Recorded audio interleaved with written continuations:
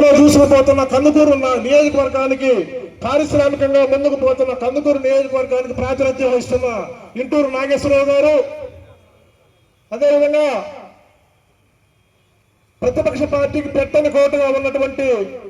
ఎర్రగొండపాలెం నియోజకవర్గంలో తెలుగుదేశం పార్టీకి ఇన్ఛార్జిగా వ్యవహరిస్తున్న గూడూరు ఎలక్షన్ బాబు గారు,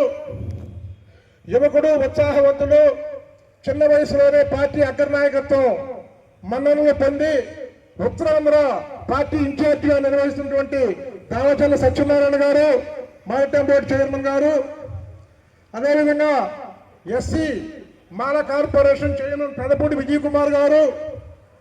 రాష్ట్ర గ్రంథాలయ పరిషత్ చైర్మన్ గోనుగుంట్ల కోటేశ్వరరావు గారు,